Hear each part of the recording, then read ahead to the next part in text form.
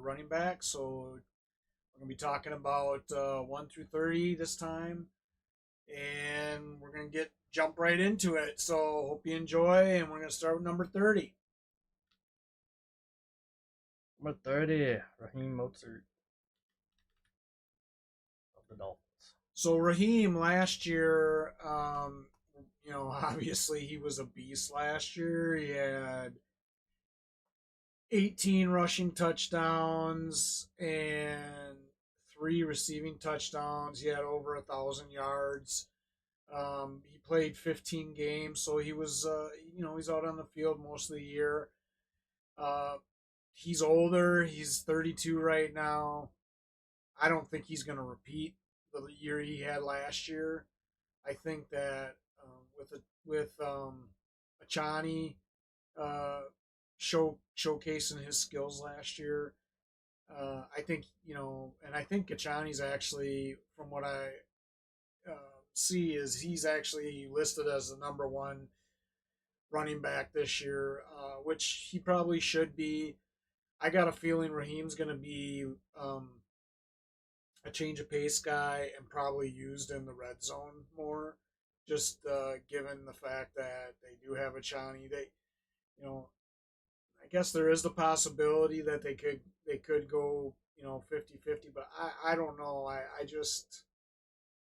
Um, I just got a feeling that Achani really showcased himself last year, and it's going to be hard to keep him off the field.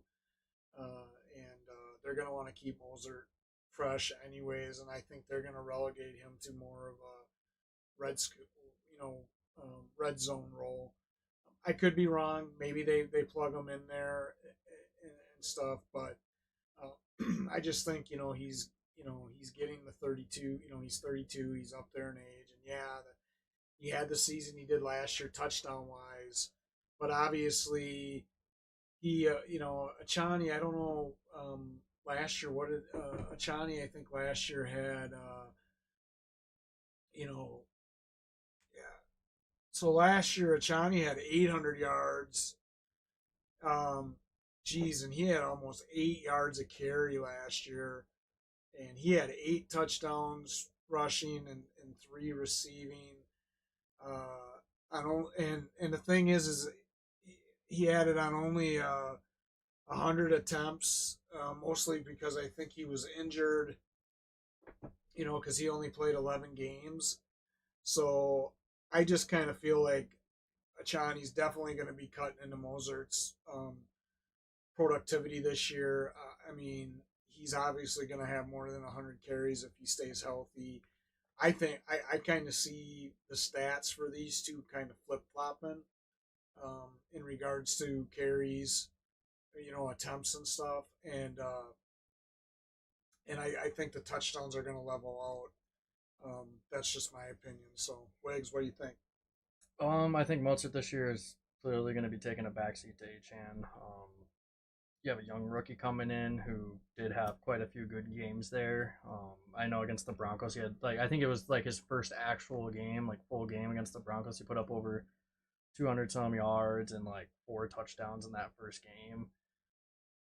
Yeah, like the first full game he played, it was 203 yards rushing and 4 total touchdowns, which was nuts. And then he had a few other games, but he did battle a lot of injuries there. I think a good 8 weeks in the middle of the year, and then yeah, it was a little rough there from a health standpoint. So with the health being a question here, I do think Mozart still does get a decent amount of touches and reps within the offense. So I think putting him here at the 30 spot's pretty solid, and I don't think it's too high for the production he'll still get within this offense. Yeah, and he's I would consider him a borderline RB2 flex option. I definitely, given his touchdown production last year, it would be hard to probably keep him out of your lineup. But given as long as the Chinese stays healthy, I don't know that he's going to be an RB1 this year, but I definitely would say RB2 flex. Yeah, I can definitely see that. Moving on from Mozart, the rookie himself, Jonathan Brooks. Listen, I love this pick by Carolina. Uh, I know a lot of people would question drafting running back high, but I tell you what, Carolina's new coaching staff definitely learned um, from the mistakes of Frank Reich last year for what the situation they put Bryce Young in. I think going out and getting a young stud of a running back in the draft to pair with Chuba Hubbard, and obviously they have Miles Sanders and Rashad Penny in the mix there, but I think that this was a tremendous um, draft pick by Carolina. He's going to really help Bryce Young's development. Like I've said before, I know when we talked about quarterbacks and stuff, I believe that Young was mistreated last year by a lot of these so-called experts. I think the situation he was thrown into compared to a C.J. Stroud and other rookie quarterbacks just wasn't fair. And I think Carolina they've gone out. They drafted a stud running back in Brooks. They brought in Deontay Johnson, to pair with another, decent rookie wide receiver in Leggett and Adam Thielen there. I know some people aren't high on Jonathan Mingo, but he could potentially have a bounce back year. You got Hubbard in the mix. Um, you know, uh, they got a younger tight end, I believe, too, as well, on their team as well, in Jatavian Sanders. So I really expect that Carolina they're going to have a much better year this year. And Jonathan Brooks, you know, he was a stud at Texas. I think he's going to come in and be an immediate impact on that offense. I I would definitely expect to see him around, over 1,000 yards if he stays healthy. Yes, there's a potential that Hubbard takes away some carries from him, but you don't draft a running back like they did as high as they did, and not want to use him, um, in that running game right away. So unless he has any setbacks in training camp or has injuries or fumbles the ball or something like that, it wouldn't surprise me if he comes out, like I said, has over 1,000 yard season, and I can see him, with potentially 6 to 8 touchdowns. So uh, I do think that um, I don't I don't know how active he'll be in the receiving game, but with the talent they have at receiver and tight end, I don't know that the running backs are going to need to be necessarily active in that game. But I believe Hubbard was pretty active in it last year, so we'll see how it pans out. But I'm high on this guy. I think it was a really great pick for the Panthers. Yeah, I think he'll come in here as the RB1 on the team, with Sanders and Hubbard kind of battling for those RB2 reps. Like I said in the last stream that we had, I do think Hubbard slightly edges out Sanders, especially after watching Sanders last year. I think Hubbard will definitely get a good chunk of the RB2 reps and receiving the ball quite a bit. Yeah, I could see Sanders maybe being a third back down too as well because Yeah, I could see them using all three too. Like that's kind of why I went with like a safe 35. I just don't really know how they're going to utilize Brooks, and you still have two solid other running backs. It's just their offense last year was just horrendous all around. So yeah. it's kind of hard to judge for me, at least, with Brooks still having Hubbard and Sanders in the backfield.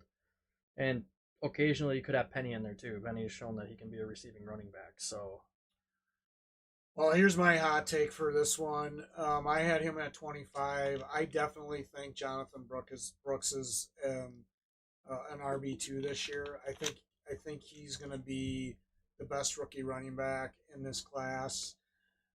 So um, I'm calling it now.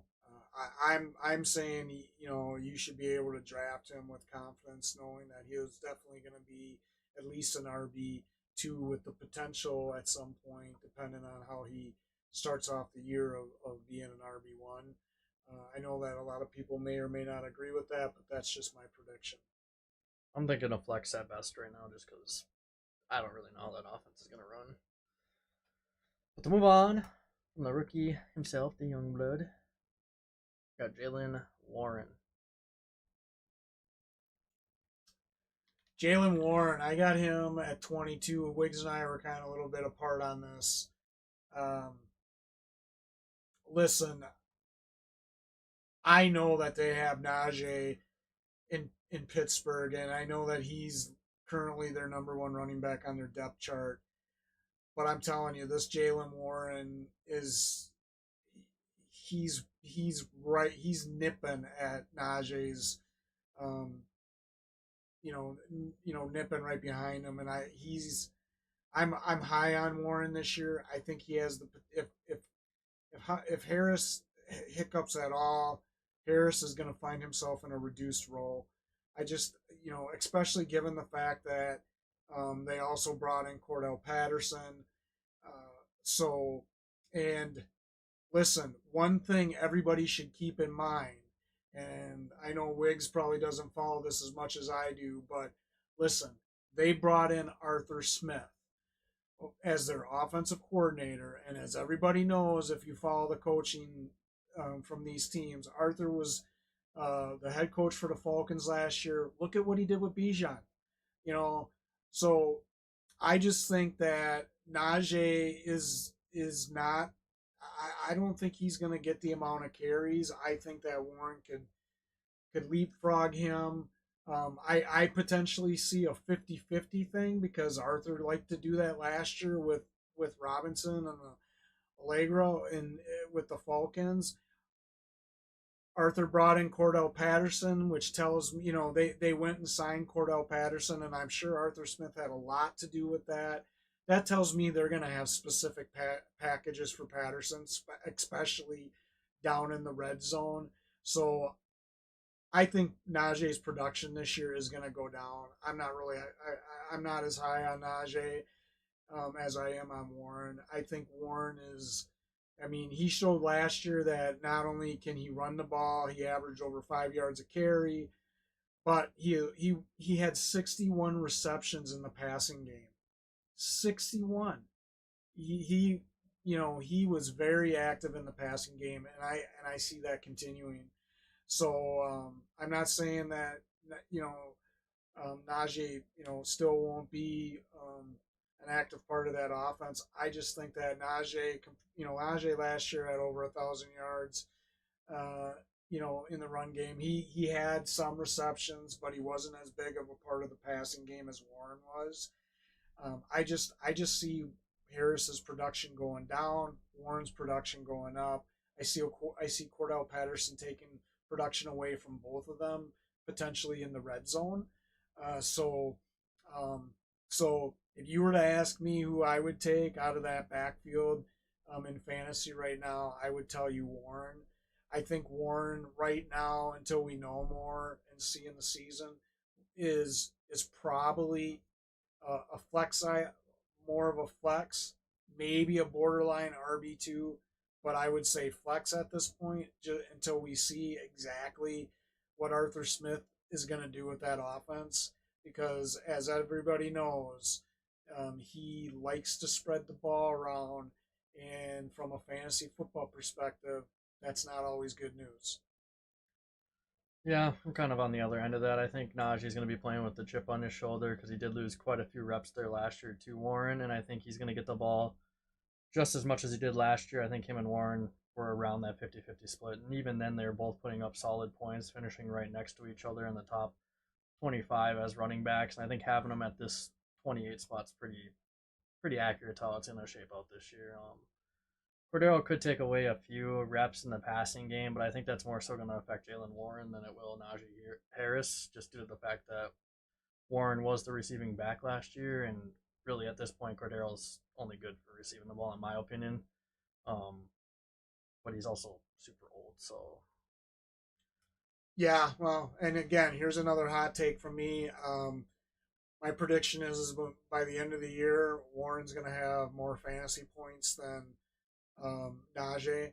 Uh, I know Wiggs doesn't agree with me, but I predict that from a PPR perspective, just because of how active he's in the passing game and stuff, and the fact that I think he is going to eventually take away Najee's spot, I see Warren having a better year. Moving on, we got Brian Robinson Jr. Wow, look at that. 27, 27, 27. How's that work out? Listen, I know a lot of people are probably hesitant about Brian Robinson because they brought in Eckler um, this year at the Commanders. But I'm telling you, Brian Robinson is going to be the guy in the run game for the Commanders. I think Eckler's going to have a role, and he's going to, like we talked about earlier, he's going to have a role. But I really think Eckler's role is going to be he's going to have probably a big part in the third downs. I see him. I can see, like Wiggs said earlier when we talked about Eckler, I can see Eckler having a big part in the red zone as well. So he Eckler could potentially steal some red zone reps from Robinson. So Robinson, from a touchdown perspective, may not have um, you know uh, a great year from a touchdown perspective in the red zone. Um, Robinson does have the ability to break it though, and he showed that last year. Um, so I feel like this is going to be a breakout year for Robinson. I think that he's going to have definitely over 1,000 yards, maybe close to 1,200. I think his production in the passing game is either going to, he had 36 receptions last year with 4 touchdowns. I think he'll still be active in the passing game, but he might take a little ding there with Eckler coming in, because it wouldn't surprise me if they use Eckler more in passing situations, just given Eckler's history, in the passing game with the Chargers. Um, but it wouldn't surprise me if he has the same amount, if not a little bit more.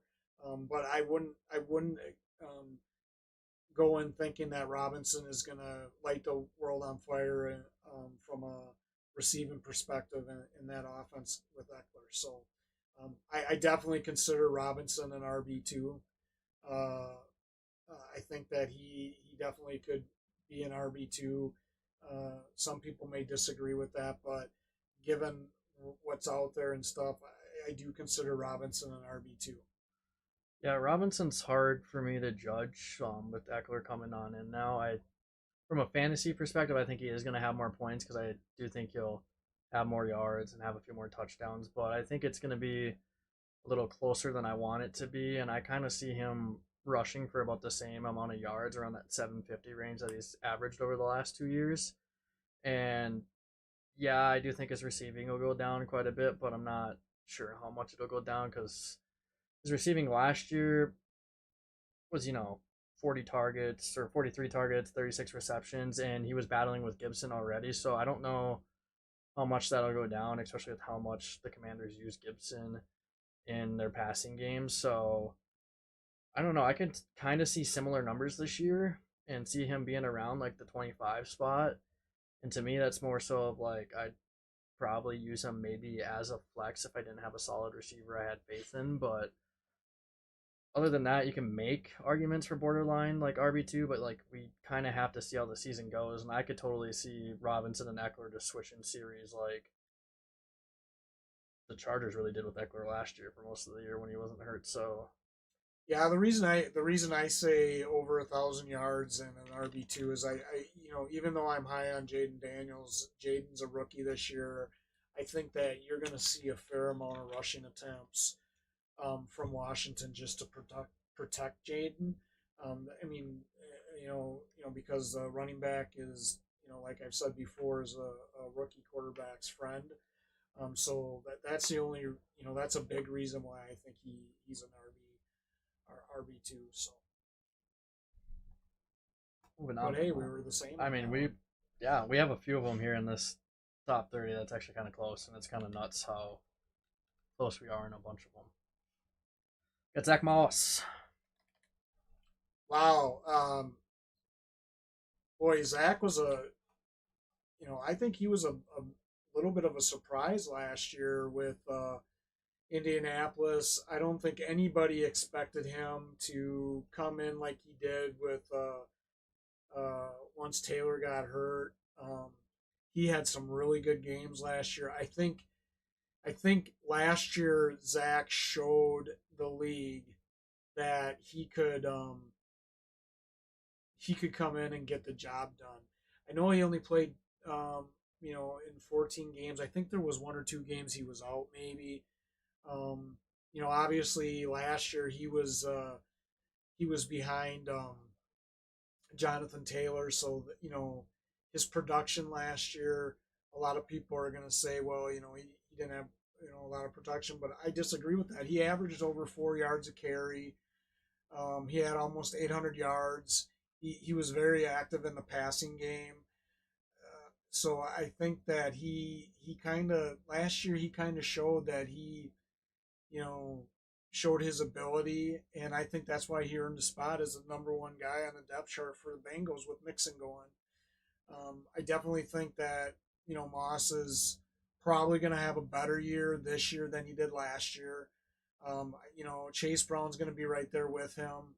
Um, so obviously he's got another guy um, who's going to be in his second year this year. Behind him. I actually like the combination of Moss and Brown. I think they're going to complement each other.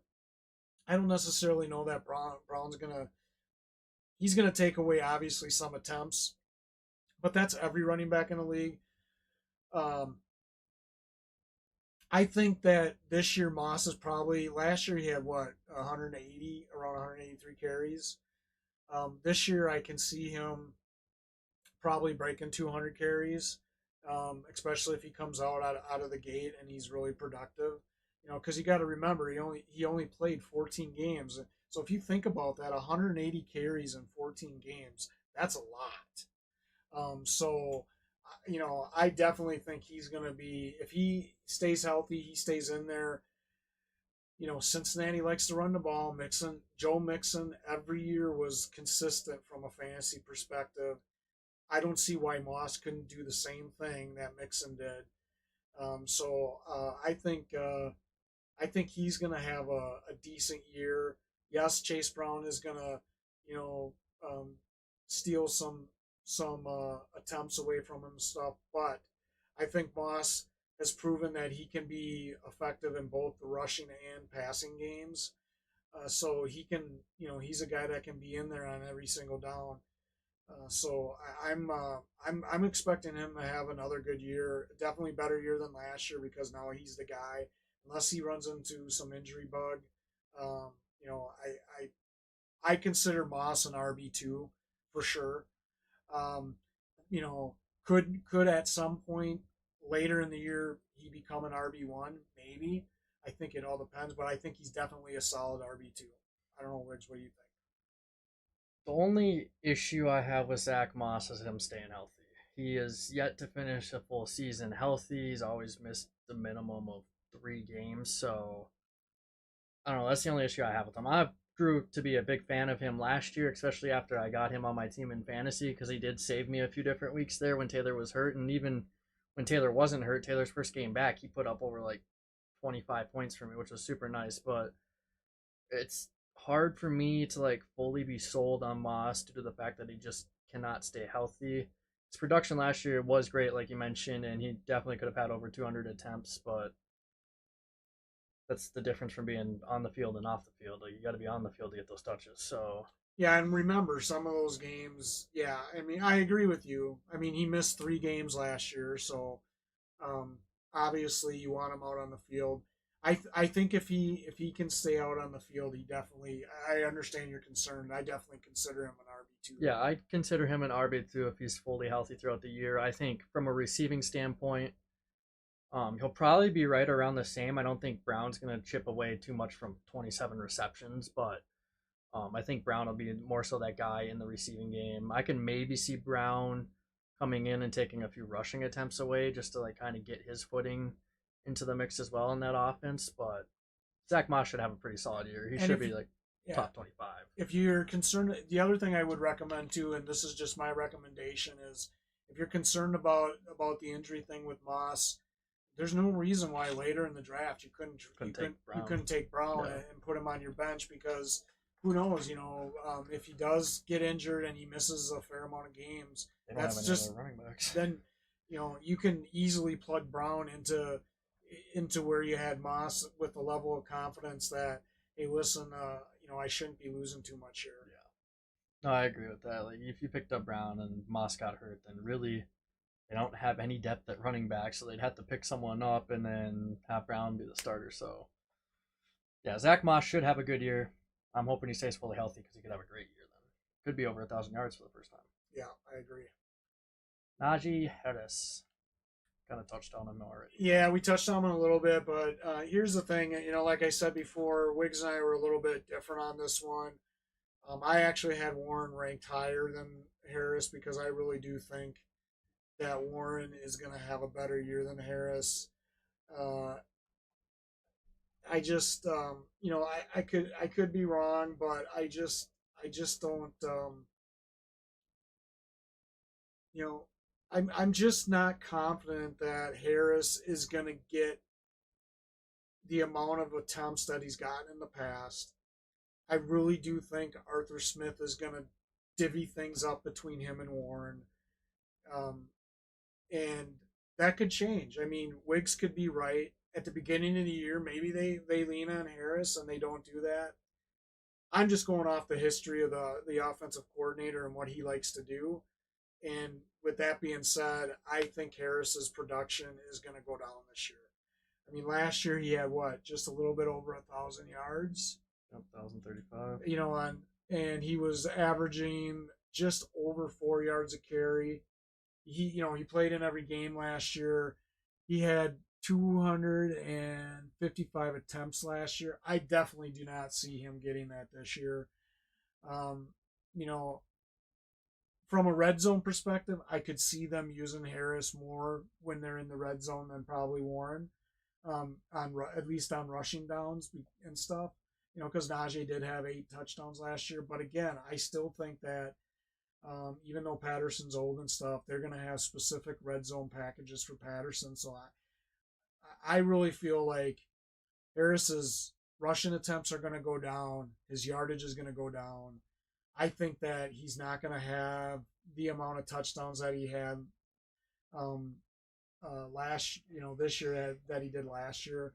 And this is all based on just, my history of watching Arthur Smith. Take it for what it's worth. Uh, I know Wiggs, disagrees with me, but I just feel like that's what's going to happen here. So Wiggs, go ahead. Yeah, like I said earlier, I think Najee's going to be playing with the chip on his shoulder. Yes, he's going to probably give up some carries there to Warren, but you look at what he did with the added competition last year. Last year alone was his best year in yards per carry with over 4. Prior to that, like 3.9 his rookie year on 300 attempts. So like his attempts have gone down slowly, but you bring in Warren and he actually gets a lot of touches last year, and Najee had to play better, so he kept going at it. He got his yards per carry up. Not that he was, necessarily paying attention to that, but I don't know. I think the competition made him a little bit better last year, and then going into this year, not only is he at the battle there with Warren, but the Steelers did not pick up his 5th-year option, so he's kind of got to shine this year and perform at the best he can to either get an extension or sign with another team as their starter within the future. So I think this year, if any year, is probably going to be one of his better years. He's consistently been over 1,000 yards. He averages 7 yards rushing each year, or not 7 yards, 7 touchdowns each year rushing. He declined in the receiving touchdowns, but that's because Warren got the bulk of the receiving load. So I don't know. I just think he'll be playing with the chip on his shoulder. And Sounds like we're gonna have a good debate on this one in one of our future videos on Najee versus Jalen. yeah, and I think he's faded. So James Conner. Yeah, Connor, what can you say? Wiggs was talking about Zach Moss and injury. That's going to be me talking about James Conner here. Every year, this guy has injuries. Yes, he had 1,000 yards last year. Yes, he had, you know, 7 rushing touchdowns um, and stuff. But obviously, Arizona said, "Listen, we need to do something." And as we talked earlier about Trey Benson, they went out and they drafted him, I believe. Yep. And I think Connor's role is going to be reduced this year for a couple reasons, like I mentioned in what we talked about before. I really do think that that Benson's gonna have a big role in their offense this year. I think they're gonna do that to hopefully help keep Connor healthy. I think that they're gonna reduce the amount of carries that Connor gets. I can still see him being active in the red zone, but I don't think Connor is gonna get the same amount of carries. And think about this: he had 208 carries in 13 games. That's That's nuts. Yeah, insane. that is nuts. That's insane. That's insane. We just talked about Najee was in 17 games last year and he had 55. 255 carries. So they were They were given the feeding him the rock. ball. He got beat up last year. His body is still probably feeling that. There is no way they're going to give him that ball that many times this year, given his age and given the fact that they've got Benson now. I think that we definitely have this is definitely going to be another 50-50 type situation. I will say this: Connor, you know, could potentially see more of the red zone carries, so that gives him the potential to have more opportunities. Getting the ball inside the 5 and scoring a touchdown. But you still got to deal with Tyler Murray or Kyler Murray, and then they got McBride and stuff as well. So um, I just don't see him, you know, having the same, amount of attempts. I think his production is going to go down this year. I don't know that he's going to hit 1,000 yards rushing. I really don't. Uh, I think he'll probably have the same involvement in the passing game, maybe a little bit less. So I really consider James Conner just because of the Benson pick up and stuff. I consider him a borderline RB2 flex guy this year. I know some people are going to say, Bob, you're crazy. He's definitely an RB2. I'm not convinced that he's going to be an RB2. I think that he's got to show, we got to see something from him in the first few games of the season to convince me that he's going to be an RB2. For me, I was kind of on the fence when I was ranking James Conner because the injury factor to it did come to mind quite a bit, but because originally, like when I was ranking, I was debating on this position here at 21 or if I was going to put him at 27. That's kind of where I was like thinking, and then looking at it now, like I could totally see an argument for James Conner being under Brian Robinson on our list and dropping down 3 spots. But at the same time, I think Conner's still going to get around 200 touches. I don't think he'll be more involved in the passing game, like maybe like 2 or 3 more receptions or around the same. And I do think he's still going to be like that back in the offense there. I think he's going to get probably a good 60 to 65% of the carries or be on the field for at least that percentage there. But um, yeah, the whole health aspect made it hard for me to judge him. And I think if he can stay healthy this year, which should help with having Benson in the offense, because he hasn't really been on a team where he's had 2 solid running backs all year outside of, I think, 1 year when they had Chase Edmonds with him his first year in Arizona where they both went off. But even then, he still got hurt. So I don't know. It's hard to judge for me. I think Connor will perform where I have him ranked, and I think his touchdowns could go up a little bit this year, especially if they're going to utilize him in the red zone like I think they're going to use him. And I'm a man of patterns. You look at every third year that since his second year that he's been, well, I guess twice. What he's got a pattern. He pops off 2 mediocre years, pops off 2 mediocre years. This could be another pop off year. Well, and you got to keep in mind though, last year too, Kyler Murray was hurt most of the year, Yeah. so Arizona did not have a defined backup quarterback that could come in. So they were really heavily dependent on the short passing game and the running game. Hence the reason why he had over 200 carries last year. I just don't. If Murray stays healthy this year, I just don't see it. I don't see it No, happening. But I think he still could because like Murray to me is not much different than what they had at the start of the year in Joshua Dobbs. You had a mobile quarterback. Like don't get me wrong, Murray's way better than Dobbs, but they were both mobile quarterbacks who were. I mean, Dobbs wasn't terrible at throwing the ball, and Dobbs had a few good weeks there, but I don't know. Play style wise, things didn't really change too much. It was just the fact that Murray is obviously going to connect on more passes because he's clearly the better. only thing, the one thing I'll give him is he did average 5 yards a carry. But I don't know. I'm not really high on Connor this year. So But I kind of agree with you with the borderline RB2 flex. I think a lot of what we have here in the first 10 is going to kind of be that borderline. And then once we get into the top 20, there will kind of be like clear cut, like you should be starting this guy as an RB2 type thing. Tony Pollard.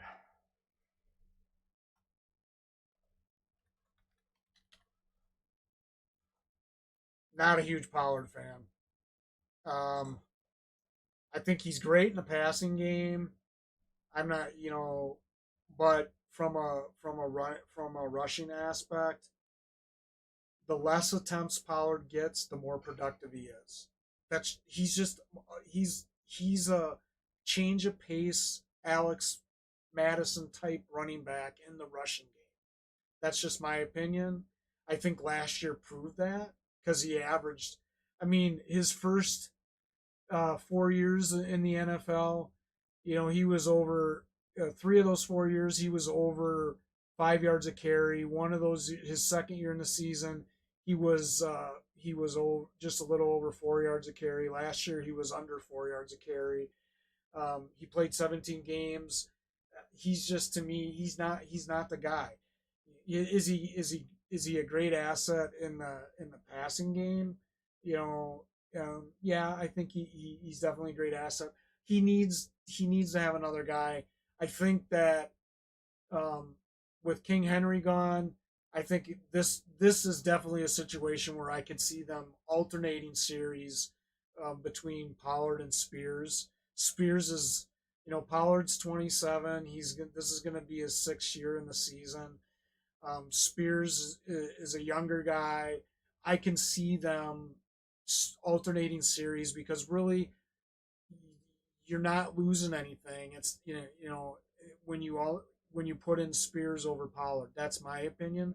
I think that they're really close in their running styles, and I think it's actually a good situation for both of them because I think in this situation less is more. I think um, the less carries Pollard gets, the more effective he's going to be in the rushing game, and I think that goes with Spears as well. So I think that this from a pure standpoint of a really good free agent move, I can understand why the Titans made this move. I think that him and Spears are going to feed off of each other, and the less is more is better. I, you know, Pollard to me is borderline. Is I've got him as a borderline RB2. For me, he's more of a flex. I think that there's better options at RB2 than Pollard, just given the situation that he's going to be in Titans. But I will say this: it wouldn't surprise me if there's a few games where Pollard pops off. He's got a history of doing that, and so it, there's going to be those games where he could get 200 yards, but then there's going to be those games where he gets you 30. So that's the reason why I feel like he's borderline RB2 flex, especially given the fact that you got Spears right behind him, and I know they got listed as the RB1 on their depth chart, but I'm telling you, guys, they're going to split. I feel they're going to split those two.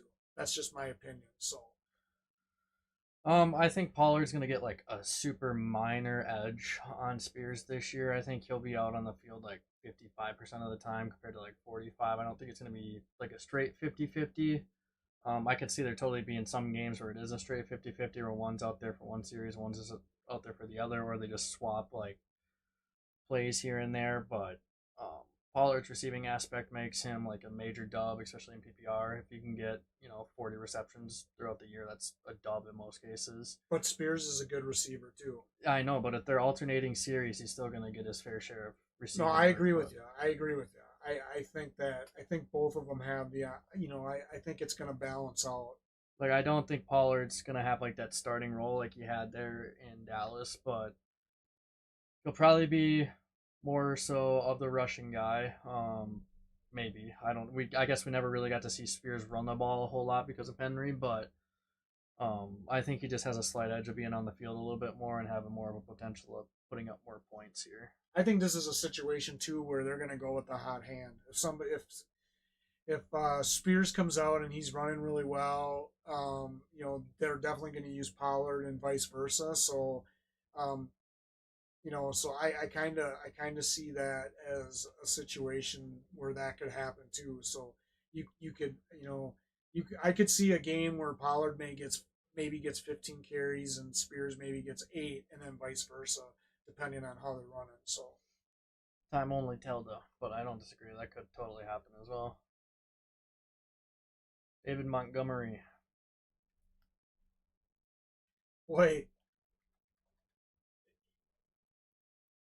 he came out last year and boy, I know everybody, they got Gibbs there in Detroit, but Montgomery came out and had 13 touchdowns. He averaged over 4.6 yards a carry on 219 carries. Uh, yeah, he missed 3 games. That's always kind of been Montgomery's thing, though. He always typically misses a couple games in the year. Uh, he did have over 1,000 yards. Listen, I this one's really hard for me because Gibbs is such a talent at running back, and I think that last year, Gibbs, uh, he missed a couple games, and if you look at what Gibbs did and you look at what Montgomery did, I mean, really, they had almost Similar years they had almost the same amount of outside carries. of I mean, Gibbs, let's see, Gibbs played 15 games last year, and what Montgomery played 14. 14. So Montgomery still had 219 carries to Gibbs' 182 carries. Gibbs was just a shy under 1,000 yards, but Gibbs did average over 5 yards a carry. Uh, Gibbs was more active in the passing game, Way more active. so he was definitely way more active, which doesn't surprise me because Montgomery, he's been in the league longer and stuff. Um, uh, I think this year it's probably going to be similar to last year, but I do think you're going to see Gibbs starting to get the rock more this year. I think that this is his sophomore year. Now that they know what they got with Gibbs, they're still going. David Montgomery's still going to be active part in their offense. I think he'll still have a huge role in the red zone. I mean, 13 touchdowns last year. But I do think that you're going to see Detroit start kind of making the transition from Montgomery over to Gibbs. So I think from a production standpoint, depending on how healthy Montgomery stays, right? If he stays healthy and stuff like that, along with Gibbs, I think it kind of might flip flop a little bit. I still think they're going to be close, because Detroit's paying Montgomery a lot of money. And Gibbs is under his rookie contract, so they're still going to want to get their production out of Montgomery. So I still think it's going to be close, but I think that Montgomery's going to take a hit a little bit this year. and I think the yardage might be a little bit yet less because I think Gibbs is going to get more attempts this year, especially if he stays healthy. It wouldn't surprise me if Montgomery still gets 13 touchdowns though, because I could see him a big part of Well, them. yeah, they're going to utilize the heck out of him in the They're red gonna zone. they're gonna That's a big body. utilize him a heck in the red zone. I think they're gonna use Gibbs more in the passing game. I mean Montgomery wasn't used a lot in the passing No, not at game. all. So and they got Craig Reynolds. Reynolds they used a lot in the passing game. Last year as well. So I don't see Montgomery having um, you know uh, well they didn't use him a lot, but they used him some. I don't see Montgomery lighting up the fire in the passing game. And I think he's going to probably have a dip in production a little bit, but I still think Montgomery should be considered an RB2. Um, I would consider him an RB2 just for the fact that every time he touches the ball, especially in the red zone, you got a chance for him to have multiple TD game. So Yeah, I could totally see him being an RB2. Again, this is just a tough spot for me because like these last like 3 or 4 guys I'd consider, borderline RB2 or flex. So it kind of really just depends who you have on your roster within fantasy. So for me, I'd probably say borderline RB2 flex still. and the one piece of advice I'd give you is, man, you're going to put yourself in a real tricky situation if you have Gibbs and Montgomery on your team You because might I have to can play them both. because I will guarantee you that you're going to kick yourself several games during the year because you're going to be struggling on who you think should um, who should you play and stuff. So this is one situation where I would not envy anybody that had Yeah. both of them on their team. Yeah, that'd be a tough spot, and you'd screw yourself over so many different times. Moving on, we got DeAndre Swift of the Bears. Go Bears. Yeah, so Swift, when Swift is healthy, he produces. He had over 4.5 yards a carry last year on 229 attempts.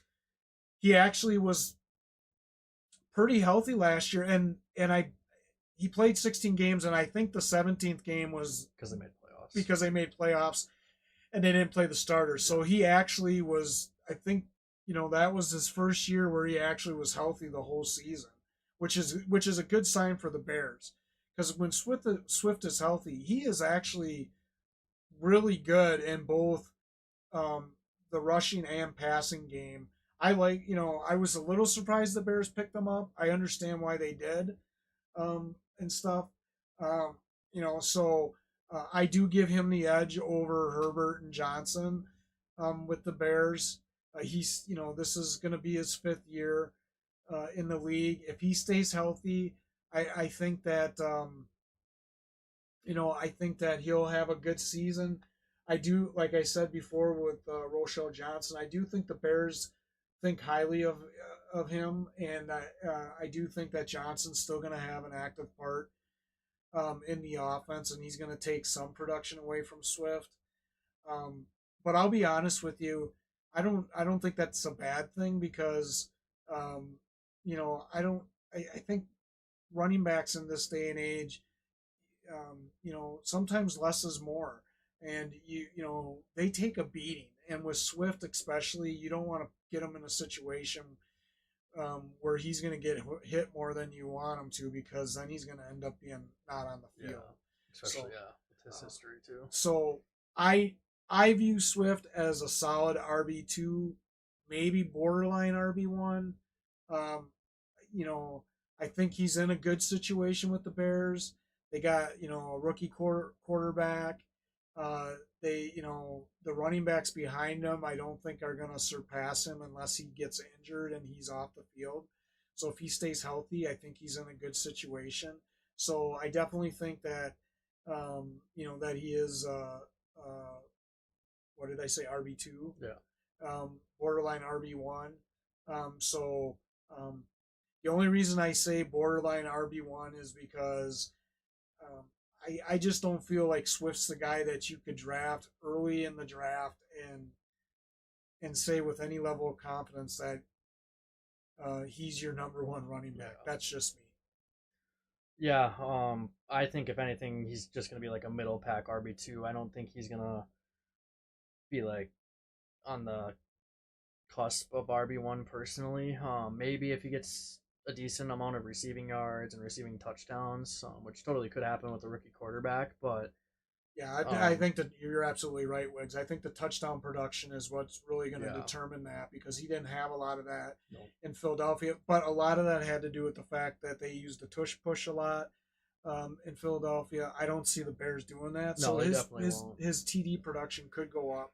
It could if they're within like probably the 10 yard line. I don't know if I'd say I'm comfortable with him being the red zone guy because I could totally see them throwing in Rashawn Johnson or Khalil Herbert just to No, have I an extra agree. body out there. So like, That's the other reason why I think RB2 for yeah, sure. I think RB2 for sure. And then like if you really were stressing about his injury history, go ahead and pick up Herbert or Johnson because if he gets hurt, those guys, both of them are going to get an up in carries. Like, and when that happens, I think it'll be about a 50-50 if it does happen, I should say. But yeah, the only thing to me that I personally don't like is his touchdown production. That's been throughout most of the years. But time will only tell. I think he's an RB2 at best. I wouldn't even put him in that RB1 realm just yet until we kind of saw how the season played out. I think his TD production will determine that. Yeah, for sure.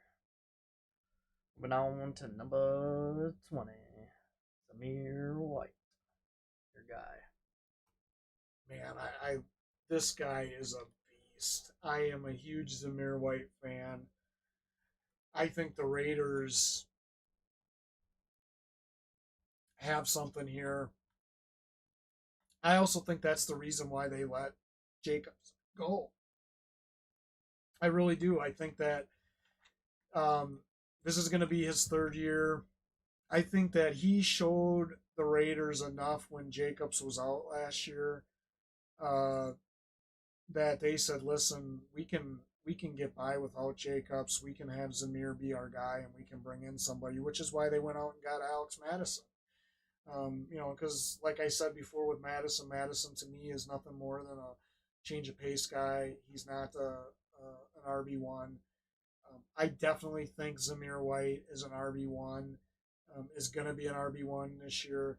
He's one of my hot takes. I think that he this is my prediction. I think that Zamir White definitely has the ability to be a top 15 guy, if not a top 10 guy, based on how the Raiders use him. I'm high on him. I like him. Uh, he rushed for over 4 yards a carry last year. Yeah, he played 17 games and a lot. He was split. With Jacobs. Jacobs got most of the carries when Jacobs was playing, but the games that Jacobs didn't play, White played out. He showed that he deserves to be in the league. He didn't. He only had one touchdown last year, but again, a lot of that had to do with Jacobs. I expect that he's going to have a huge breakout year. I really do. He's one of my guys that I think is going to have a breakout year. I'm very high on him, and I definitely think that he is an RB2.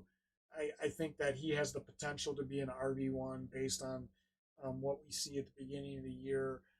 Definitely a guy that you know people should be looking at and not overlooking when they're drafting in fantasy. Yeah, for me, I'm kind of like not fully sold, just due to the fact that I think that White is gonna get more carries and be on the field a little bit more than Madison, but I still think Madison's gonna get his fair share of carries. I think this is gonna be a split backfield, leaning more towards White, probably like a 60-40 split. Having him here at 20 to me is like, all right, like I could see it. I don't know if I'd put him anywhere higher than 20 just at this moment since we haven't seen him like in a full time starting role. I know that didn't go well for Madison last year, but I still think Madison will be heavily involved in the passing game for sure. I still think he'll get his fair share of carries. Yeah, I disagree. I think Madison's going to be nothing more than a third down back and a change of pace guy when White needs a break. I think that's the only reason why the Raiders brought Madison in. Madison's never shown that he can be the guy in the rushing game. So I think Madison was brought in to help in the passing game. That's just my opinion, though. So Yeah, and I don't know if I agree with that because Zamir White hasn't done enough for me to be like, wow, like. But again, he's been behind Jacobs, like you said, and yeah, he did carry for over 4 yards a carry, but um, I don't know. I'm just not fully sold on him as the starter just yet, but time will tell. We'll see when things go along. What's last year? Go to last year. So last year the games where White was in there when Jacobs was out, he he was averaging almost 20. He was averaging 20 carries a game for the 4 games that he was in there. And yeah, one of the games he only averaged 3.5 yards a carry, but I still think he's gonna be the The guy. other thing I want to note, though, the reason he got the ball so much is because Amir Abdullah was the backup in that moment, I don't think and that had anything. Abdullah I don't like think that had anything to do with it. didn't do anything. So I don't necessarily agree with you saying he's going to be top 15. I think 20 at best is where we kind of have him, but Well, at the end of the year when we recap, I will gladly accept your and I'll gladly take yours as well because you're on the apology. Pine Park right now. Ramondre Stevenson. I think we might have him a little uh, Listen, I like Stevenson, but I'd take Zamir White over Stevenson this year. Um, uh, so um, I think New England's got a much more solid RB2 than uh, the Raiders do. For example, I think Antonio Gibson is, when he stays healthy, he's a solid RB2, and I can definitely see him, being involved in the offense. But I do think that I believe the Patriots signed him to a contract extension. So I just they signed him to a 4-year extension. They're obviously going to use Stevenson this year. I think Stevenson is a borderline RB1. Um, you know, uh, and when I say borderline, I mean I think there's better options at RB1, but I can see him being an RB1. They got Drake May, they got Brissett as their quarterbacks. I still feel like Drake May is going to be the guy because of where they drafted him. So, like I've said before, with a rookie quarterback, the running back's going to be huge. And if Stevenson can stay healthy, again, that's the one thing.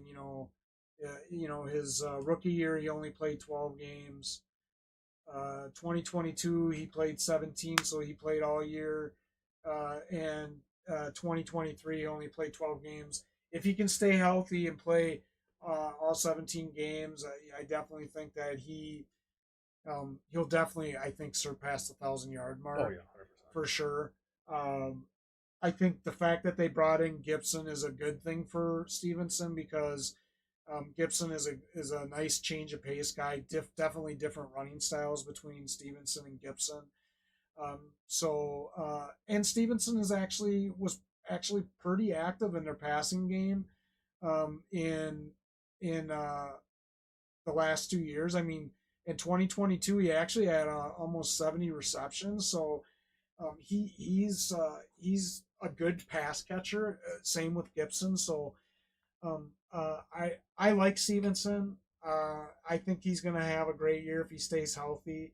I think bringing in Gibson isn't going to hurt him one single bit, especially given that they signed him to a contract extension. So I think the only thing that's going to limit Stevenson is him being able to stay on the field. If he stays on the field, I think he's definitely going to break 1,000 yards. It wouldn't surprise me if he has 50 catches. I wouldn't say he's going to have 70 because Oh, definitely not. I think Antonio Gibson is definitely going to be utilized probably a lot on third downs and in passing situations. So but it wouldn't surprise me if he got around 50 receptions. I definitely think Stevenson would be their guy in the red zone Oh, when you 100%. look at who they got. I don't think anybody's going to really steal red zone opportunities. I don't even think Gibson would steal red zone opportunities. So I think his TD production is definitely going to go up. He could have around 10 TDs. Possibly. I don't think it would be If that offense is impossible clicking. for him to get 10 TDs, and it wouldn't surprise me if he does have 50 receptions, if he does have a couple, 2, 3 receiving touchdowns. So yeah, I definitely like Stevenson. Think he's an RB1 for sure. For me, he's like probably upper RB2. His health probably being like a main factor in that because 2 of the 3 seasons he has been hurt for a minimum of 4 games, if not 5. For me, I could see him as an RB1 as well, especially if he does what he did back in 2022. If you remember that team, they also had Damian Harris on that roster as well, and having Gibson on this roster kind of reminds me of what that duo used to be like. I could totally see Stevenson and Gibson feeding off each other really well because back in 2022, you saw Harris and Stevenson both, getting in the mix and rushing and passing. So it was never something where it was just heavily one sided, like, with Derrick Henry running the ball a lot and then another running back receiving it. So Right. it'll be a nice little change of pace to have Gibson in there, and you're never going to really know what to expect out of either running back. So I think that's a positive for Stevenson because you never know what you're going to get. Like, he could have a play called for him in the passing game, could be the running game, it could really just be anything. Like, Well, and you don't give somebody a 4-year extension if you don't have big yeah. plans for him in the offense. So I think he's high end RB2, maybe low end RB1. But that all just kind of depends on his touchdown production. If he has, 6, 7, 8 plus touchdowns, like, he'll definitely be like a mid to low end RB1 by the end of the year. Move on from Stevenson. We got Aaron Jones, the big debate so far. Oh my God! I mean, let me just tell you guys something here. I don't know where Wiggs gets his stuff, but man, there's some nights where this guy must be smoking some really good stuff. If and Stats speak for itself. and listen, I don't disagree that Jones is a talented running back, um, but he's sneaking up on that 30 years old age. He's had issues staying healthy throughout his career. The health is going to be his big thing. Uh, the Vikings have Ty Chandler right behind him. I totally see this being a Jones, AJ Dillon type of situation, especially given the fact that the Vikings are going to want to keep Jones healthy so that they have him. So I'm not sold. Wiggs has him ranked at number 8. I do not. I'll be honest with you. 18 to me is really high. I would take Ramondre Stevenson. I would take Zamir White. I would take Swift. I would take Montgomery. There's a lot of other guys that I would take over Jones. Now, it could be a hot take for Wiggs, and that's great because it was probably a hot take that he was smoking when he ranked him. But I just don't see Jones. If Jones stays healthy, could he revert back and have a 2022 year where he averaged 5 yards a carry and 1,100 yards? Sure, absolutely. He was active in the passing game. Had 60 receptions. Sure, I could definitely see that. Here's the thing, though. Until I can see that he's not going to get hurt and stay out on the field, and the fact that they've got a young running back that they're very high on and Ty Chandler behind him, and the fact that he's almost 30, I'm sorry, um, I just don't see Jones having that great of a year. I think Jones at best is an RB2. I would not give him an RB1 nod. That's just me. And I think he's a middle of the pack RB2 until he proves me wrong. And listen, if he proves me wrong, I'll be the first to admit I was wrong. Oh, you can admit that right now because you're wrong. Because I don't think that that's going to be the case. I think that there's going to be a lot of hype around him, and I truly think that Jones is going to have some injuries this year, and he's going to miss multiple games. Now, here's where the straight facts come. Here's the facts. Jones, even when hurt, produces. You look at the numbers over there. Outside of his rookie year, he was top 25. He was hurt for 4 games, maybe 5, depending on. Oh, no, that would be 4. I think that was 16 games a year at that time. You look at 2019, played a full season. Second running back in points. You look at the next year, 5th, missed 2 games. Look the next year after that, missed 2021. That's probably 2 games at that point. Finished top 10. You look at the year after in 2022, played a full season, top 10 again. Look at last year, he plays 11 games. He's still sitting at RB 37. If he's healthy, he's easily a top 10 running back last year, and I won't be told otherwise. And if you look Good for you. You look at if this, he's healthy. Yeah, and you look at the start of the year when he got a little bit dinged up. What was he ranked there? RB1 that week 1. The reason I know that is because Eckler was ranked number 2. Yeah, and he had 41 yards that game.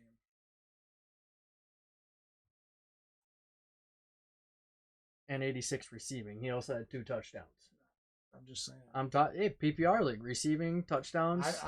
There's your points. I'm not disagreeing. I'm not disagreeing with that. I'm just not sold on him. And a lot of it might be the fact that he used to be a Packer. I mean, seriously. Well, now he's on your Vikings, so now you have to root for him. So you're kind of forced to. I'm higher on Ty Chandler. I think at some point during this year that Ty Chandler is going to be more productive.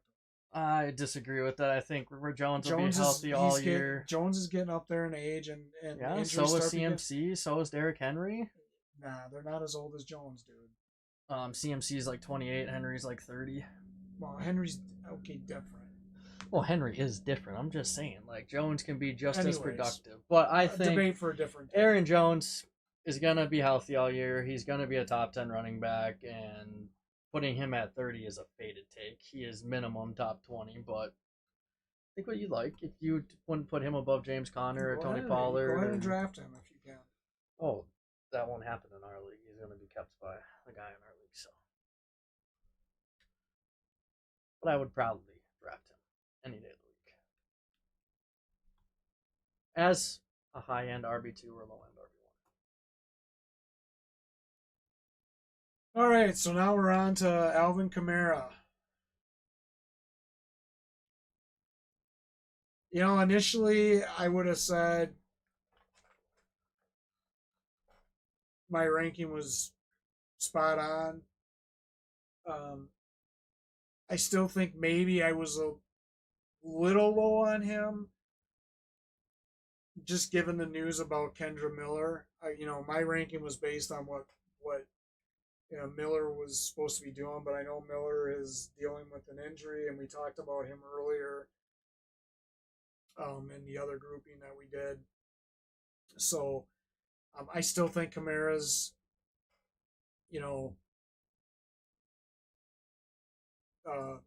where he should be in our rankings. I definitely think he's an RB1. I don't think Jamal Williams is going to surpass him. I think if Kamara stays healthy this year, again, he only played 13 games last year. Kamara's, he's not going to rush for 1,000 yards. He's a receiving back. He splits it. He's a CMC, type running back. His points for fantasy come because, and PPR come because he had 75 receptions last year. I don't think that, that's going to change. And he probably would have had over 100 had he been healthy. So not suspended. Not suspended. That's right. He was suspended for first 4 games. First 4 games. Okay, so I take it back. He was healthy last year. I forgot about the suspension. So had he not been suspended last year, he probably would have had over 100 receptions. He's definitely an RB1. He would have been top 5 running back. So he's definitely an RB1. He's not gonna overwhelm with rushing yards. So I don't think he's gonna. He's probably gonna have right around the same, around 700 yards maybe. But he's also gonna probably have around 5, 6, 700 yards receiving, depending. Last year if he wasn't out the first 4 games, he probably would have had, probably close to 600 Yeah. yards, over 600 yards receiving. So given the fact of how often they use him in the receiving, and let's be honest, there's a lot of question marks in the receiving core of New Orleans, and that's because they know they got Kamara, so he's just a big part of their Yeah. receiving game. Um, I definitely think he's an RB1 given the fact that he's a huge asset in the receiving game, and he's gonna rack up a lot of points just from receptions alone. Yeah, and I think I might have ranked him just a little low on my list. I probably would have. I don't know. I feel like he'd be like a top 12 type of running back, especially now with the injury to Miller. But just in general, like looking at how he's performed each and every year, even when he's splitting reps those first 2 years with Mark Ingram back when he was like a rookie in his second year, he's a top four running back each year, just strictly because of his receiving alone. He's had 5 seasons where and I'm gonna count last year with the suspension where he's had 80 plus because he would have had well over 80 receptions last year if he was not suspended. Of Oh, just he would have had close to oh 100. yeah, he probably would have had like He had yeah 75 last year probably would without have had playing 4 games. so he definitely would have been around that 100 mark. He probably would have been a top five, if not top three, running back. I think I probably would have ranked him probably anywhere from 10 to 12 because I still do think there are like 10 other running backs better than him going into this year, and he's getting a little bit old, same age as Jones. But um, I don't know because he did have one off season there the year prior, but I think he got hurt for a little bit of that year. So Yeah, I don't know. I think it's a maybe I toss up, definitely really. see him in the top 15 with the potential to be a top 12, top 10 guy, depending on his touchdown production. So I think either way, even if he was having an off year, he's at the minimum an RB2, but he should be RB1 realm any day of the week. yeah, given his point, I definitely think he's an RB1 for Yeah. sure. But if he had an off year for some reason, like he's still gonna be borderline RB1, RB2. So Kenneth Walker. Now this one I want to hear your thoughts on 13. So Walker. Last year he was hurt a couple games. He just missed, getting 1,000 yards.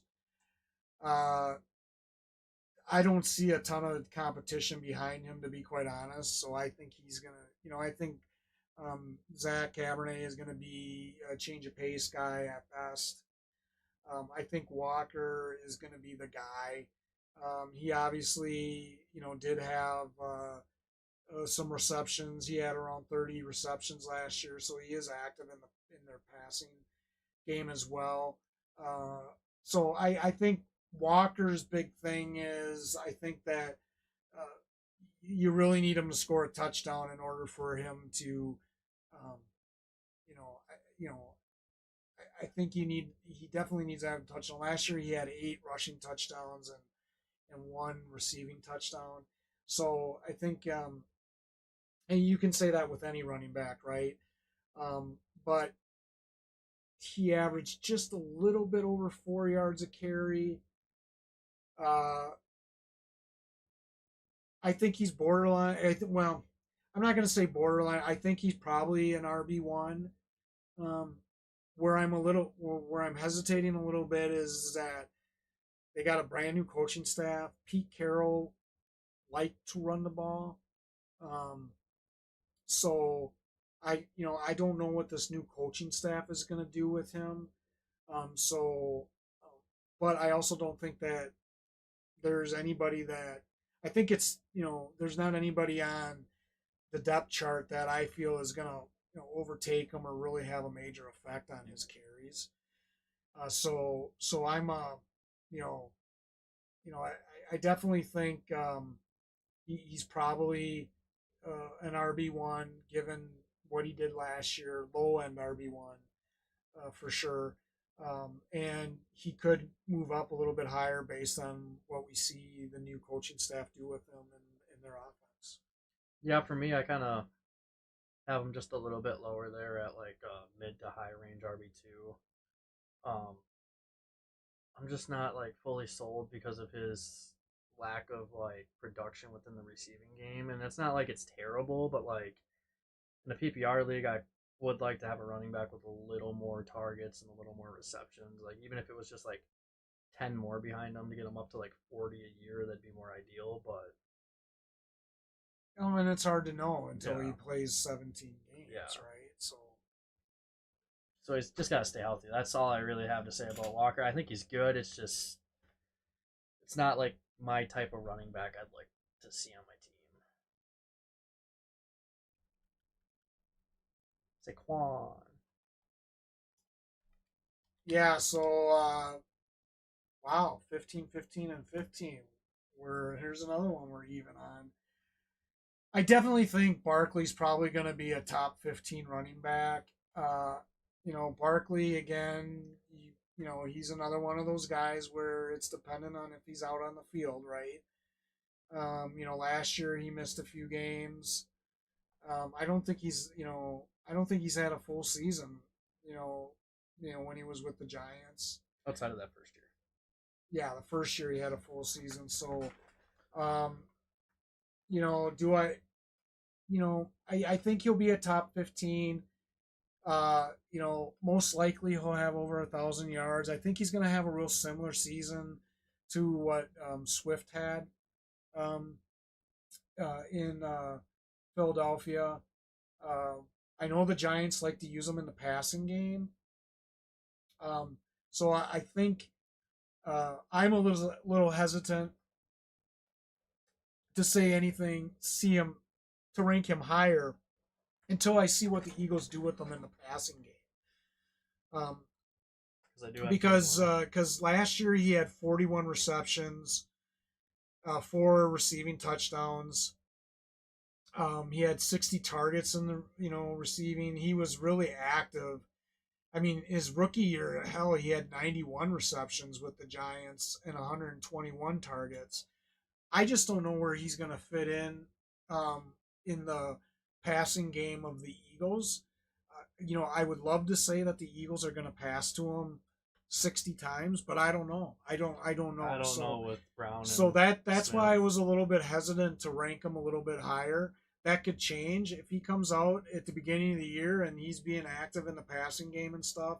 Obviously, his ranking's going to go up. Is he a RB1? I think he's probably. You definitely got to rank him as an RB1, just given his past history. I consider him a lower RB1, and I only say that because I'd like to see him stay healthy. If he stays healthy and he plays a full season and he can do that the next few years, then I would make him higher. I'm higher on some other running backs over Saquon. Quite frankly, that's just me. But I do think that he's definitely going to be in the top 15. If he's really active in their passing game, he could be in the top 10. It just all He could depends be. on how they use him in the passing game. And I don't think anybody knows at this point how they're going to do it. Anybody that says they know don't know nothing. Because we're not going to know until the regular season how the Eagles potentially use Yeah. him in their offense in the passing game. He's coming in from a completely different team that used him, Heavily. differently. Yeah. So nobody knows at this point exactly what he'll be doing in the passing game. Well, especially when you have Gainwell in the mix too, who the Eagles love to use in their passing game. So, Well, that's just it. Do I think he's going to get the majority of carries? oh, 100%. Yes. But until I know how involved he's going to be in the passing game, I'm not going to go any higher than 15, and that's why I have him as a lower end. Yeah, and for RB1. me, I kind of wish we had him in like Kamara swapped on our list. I probably would agree with you there because in the sense that I think that with Miller, with Miller being a question mark right now and dealing with injuries again and getting into the coach's doghouse, I definitely think that Kamara could have a bigger season. Yeah. So if we were to go back on it right now, guys, we probably would end up swapping those two. I don't know how that would work out, but I'd rather see Kamara in that 15 over Barkley personally. The other thing I'll say about Saquon is that you got Jalen Hurts in the red zone. His touchdown I production don't think is going to go down. I don't know that Barkley's touchdown production is going to go up. He had 16 rushing touchdowns, 4 receiving last year. I think he might take a dip there. That's just my opinion. Moving on. Derrick Henry.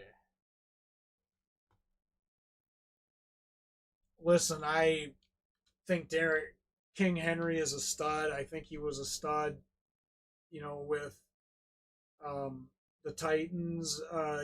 Yeah, last year he still managed, over 1,100 yards.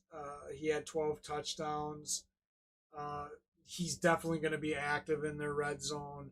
He's going to have to compete with Lamar, though. I believe, you know, Mitchell. Maybe Lamar, now that he signed a big contract, decides to hand the ball off to Henry, knowing that he's got King Henry instead of, taking the ball in himself. I don't know. So it's hard to tell. The Ravens are always kind of funny too when it comes to running backs because you know uh, they uh, they like to use multiple running backs.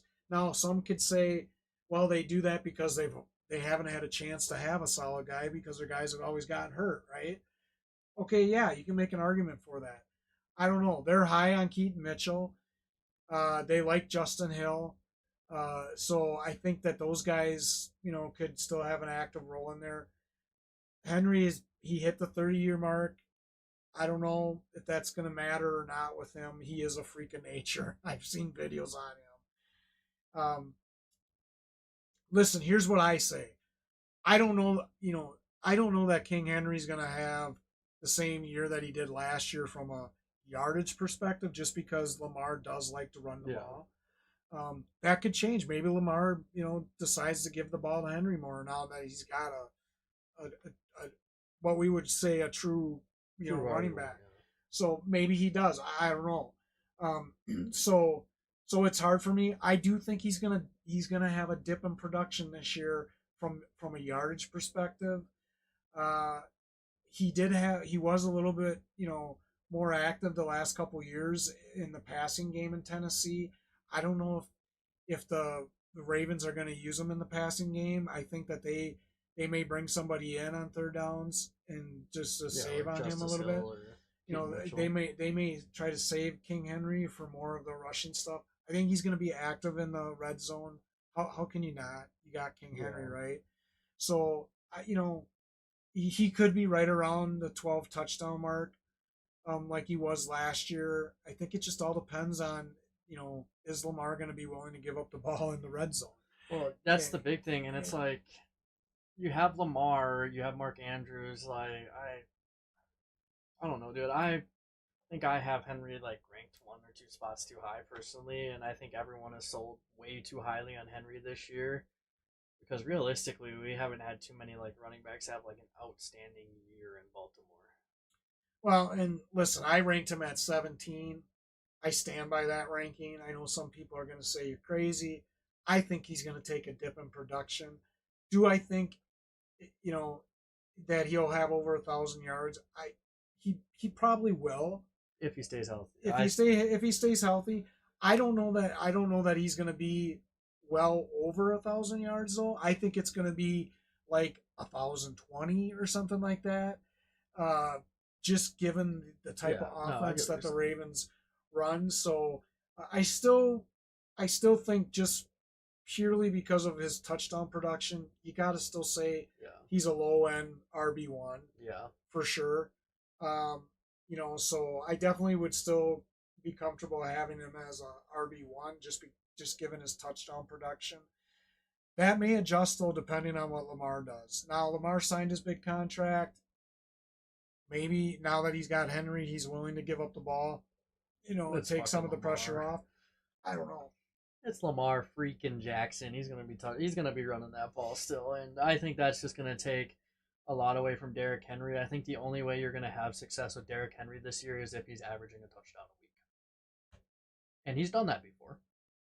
He's had 2 seasons where he's averaged a touchdown a week, so Yeah. that's my opinion. I think you need a touchdown every week from Henry for him to be a consistent RB1 for you. Because for me, he's on the lower end of RB1s going into this year, and I don't I care what don't. other people think. I think Like, it's going to be hard for him to crack the top 10. yeah, especially with Lamar. I definitely think he It's could crack the top 15. I think he's going to be in the 11 to 15 yeah. range No, I when agree with you. you're the end. And the other reason I say that too is because Henry's never been a huge part of the passing game as a And running that's what back. they have Justice So Hill and Keaton Mitchell in. So so I think that kind of from a fantasy perspective that kind of holds him back. yeah, quite a bit too. Now he could be a nice piece for that offense on the factor of he can run the ball and that's going to open up play action. But then again, some more running the ball, doing the work. He will get red zone touches. Obviously, it's Derrick Henry is a beast in the red zone, so it's just a matter of how many touches he gets there. And like I said, I think he needs to average a touchdown a week for him to have RB1 upside every single week. Devon Achan. Boy, I like him. I like him as a running back. I think he showed last year when he was out there that he definitely is explosive. I mean, he averaged 7.77 yards a carry, and he only in 11 games. The only thing that worries me about him is his health. Is he going to bounce back this year? If he bounces back this year and he plays a full season, this is my prediction. He's going to have over 1,000 yards for sure. He could have, you know, if he plays 17 games this year, it wouldn't surprise me if he has over 1,300 yards rushing. I think that they're going to give him the ball more this year than they will Mozart. I think Mozart's going to be reduced to red zone, duties. I think that they're really high on Johnny. Uh, so I think that as long as he's healthy, he's going to be out there touching the ball in the running game. He's just too explosive not to. I think you're going to see his production in the passing game. Obviously, he had almost 30 receptions in 11 games. It wouldn't surprise me if That goes up too. if that's definitely going to go up. He kind of reminds me of Alvin Kamara a Yeah, little he definitely could have 50 or 60 receptions for sure, if not more. I mean, he could have 70 or so. I think this guy is going to be a really good back this year. Definitely an RB1. I know that I had him ranked at 12. The only reason I had him ranked at 12 is because I really want to see a full year from him. I want to see him on the field. I think that's the only thing that held him back last year, and I think that's the only reason why Mozart had such a great year last year is because this guy wasn't healthy. And I think because Mostert had a good year, I think putting him at like the 12, 13, 14 spot is pretty solid because I think they're still going to use Mozart a decent amount just because of the year he had last Well, year. and look at 11 games. He had 8 touchdowns rushing, 3 touchdowns receiving. He's averaging a touchdown a game right there. This guy is a beast. And yeah, it's the only thing that's holding him back is his ability to stay on the field. So I got him at 12. I know he ended up 13 on this ranking. He stays on the field this year. He's definitely, to me, going to be a top 10 guy for sure. I definitely, he might surpass some other guys that we have on our list. Oh, 100% could. Too. So, but like I said, I gotta see him stay on the field. I think both of us were thinking this one through pretty well. I think honestly, our whole like top 20 outside of me, I guess maybe one that could be debatable there, but we thought through pretty well from an injury standpoint and from just being logical. And we both know Mozart's going to get some touches this year. Now, if he doesn't do anything within the first half, we can definitely see Achan's production go up quite a bit. And there's definite like RB1, like high RB1 potential out of Devon Achan. Oh, he's definitely an RB1. I mean, I think they have every intention on giving him the rock this year. Josh Jacobs. Yeah, Josh Jacobs to me is really tough. Listen, I had him ranked at 14. I know Wiggs had him a little bit higher than me. Jacobs, again, last year he was active in the passing game for the Raiders. He did have 37 catches. He had 6 touchdowns, rushing touchdowns. He had over 800 yards. Uh, he only played 13 games. Again, the year before that he played 17, and then that was the only year. 2022 is the only year that he had a full season healthy. Otherwise, he played 15, 15, and 13. He needs to stay out in the field for me. The other thing is that the Packers got this younger guy, Marshawn Lloyd, that they're really high on. So I think that there's the potential that he takes some away, but they're obviously not going to pay Jacobs like they did to bring him in to have him sit. So I think the reason I ranked him lower is I want to see how he does health wise. I want to see where he falls in from a touchdown perspective because Jacobs um, had a down year from a touchdown perspective last year. So could he make the top 10? Yes, absolutely. Is he an RB1? Yes, he is an RB1. Um, you know, uh, to me, he's a low end RB1. Jacobs always has a history of starting out slow. So just keep that in mind when you draft him for fantasy. There's a lot of people that get frustrated with him because usually he starts off really slow in the season and then he just picks it up at the end of the season, and that's when he starts having big games. So you're gonna have some frustrating games with him, especially at the beginning of the year. You just need to have some patience with him. Yeah, because when it really matters is the end of the year, right? Right. And if he stayed healthy last year, teams that had him would have had a lot more success. So you just gotta have patience with him. He's definitely an RB1. Um, you know, if he stays healthy, he definitely could have a good 12 or 1300 yards. I really think he could come close to 50 yards receptions maybe. oh, yeah. Or 50 receptions this year and maybe around 400 or 500 yards. But that again, that all depends on if he can stay healthy. If he stays healthy, he definitely could be a top 10 running back. No, I agree with everything you just said there. I probably should have ranked him a little bit lower. I'd like to see Achane over Jacobs, but that's really the extent. I agree with you. Achane to me definitely is over. Yeah, I think that's where I'd swap. I don't know if I'd put Achane any higher, but I definitely would put him above Jacobs looking at it, so I should have ranked Jacobs a little bit lower. James Cook. Wow, we had a big difference here. Listen, I love James Cook. I know I said this about other running backs. I think James Cook is going to have a huge year this year. I mean, he had a great year last year. I think I think Cook is going to I think Cook is going to have well over 1,200 yards this year, rushing for sure. I think that he's definitely going to be active in the passing game. I think he's going to have at least. I think he could have around 60 or 70 receptions this year in the passing game. And the only reason I say that is because I think that um, the receiving core for the Bills is not as great. I think that they're gonna go. They're not. I think they got the rookie and Coleman, who's gonna have a good year and stuff. But I think that that James Cook is gonna have a bigger role in their offense, especially in the passing game this year. I think James Cook has got the build of a Kamara, like you said. But I think Cook is a lot better in the running game than Kamara is. He was close to. He had 4.73 yards a carry last year. I have him ranked as number 6. I stand by that, and like I said, that's because I really think the Bills are gonna. I just think that they're gonna go to a more run friendly offense and spread the ball around. Maybe not as deep. I think Coleman's gonna have a lot of opportunities going deep this year. I just don't think that being a rookie wide receiver that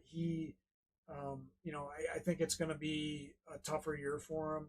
I think Kincaid's going to have a good year in the passing game, but I just think Cook's going to have another great year, and he's definitely to me a high end RB1, and you should definitely have him on your team. Yeah, for me, he's more so like probably high end RB2 for just in my personal opinion. The only reason I say that is because I don't really know what I'm going to get out of this Buffalo offense this year. And looking at Josh Allen, yeah, you're smoking crack for having him top six. But I think Josh Allen's going to end up spreading the ball around a lot more than people think. He's doesn't have like the most horrible receiving core. It's a lot of underrated, unproven guys, in my opinion. Like looking at it, you have like Coleman, Scantling's not bad. Curtis Samuel, I think, could have a really good year. I think Claypool could have a really good year.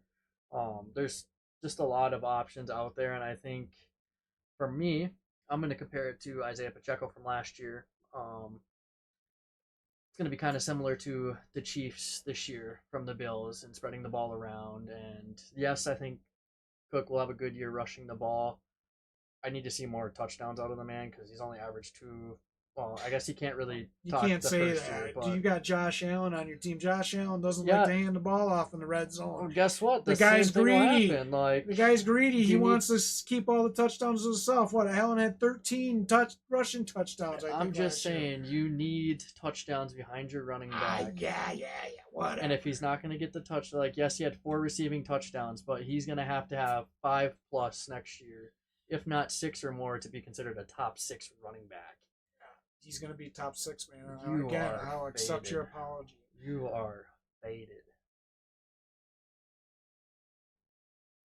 Moving on to the top 10. The actual top 10, not this BS 6 spot top 10. Joe Mixon. Yeah, Mixon's with a new team this year in the Texans. I don't think that's going to matter. This guy has been a model of consistency, especially in fantasy over the years. There was one year where he was out, like 10 games or whatever, but otherwise, he's only missed a couple games, each year. Last year he played all year. He's definitely always been active in the passing game. That might be the only thing I would say he that could dip for him this year, is how much he gets in the passing game. But I still think he's still gonna be in that 40-50 reception range. I think that he uh, again, I think he's gonna be. I probably had him ranked a little low. He should have been in my top, at least in my top 10. Um, this year. So do I think he's gonna be 6 like he was last year? I don't know. He could. I just I think he might take a little bit of a dip. I definitely think he's going to be in the top 10 though, for sure. RB1 all the way. He's a model of consistency. He's probably one of the most underrated running backs in fantasy football for sure. Everybody shies away from him, but he comes out week in and week out and puts up points. That's what he does. He had 9 receiving or rushing touchdowns and 3 receiving touchdowns, so he had 12 touchdowns last year. He still had over 1,000 yards in the rushing game, in 52 receptions. I mean, yeah, he's just a model of consistency, and he definitely is. Should be in the top 10 for sure. Oh, I definitely see him being top 10 too. I think him joining the Texans is going to be just as good, if not better, than being on the Bengals, because the man's going to be open on like the majority of passing like routes for his team. You got Stephon Diggs and Nico Collins really just freeing up a ton of the field, so they could set Mixon up for a lot of success this year, get him the ball quite a bit. I could even see his receiving touchdowns going up because you never know with Stroud. You could see him throw for over 40 touchdowns this year, and Mixon could be that third guy getting a ton of touchdowns with Nico Collins and Stephon Diggs. So, I mean, the only thing that worries me about him is I know D'Amico Ryans has come out, the head coach, and said that he sees Mixon and Pierce both having a huge role in the offense. So that's the only question mark that I would have. I still don't think it's going to knock him out of the top 10. But I have heard that Pierce is having a great training camp, and I know DeMarco Ryans is really high on him as well. So, it'll be interesting to see how it shakes out. But I still think he's gonna have a great year in fantasy. Rashad White.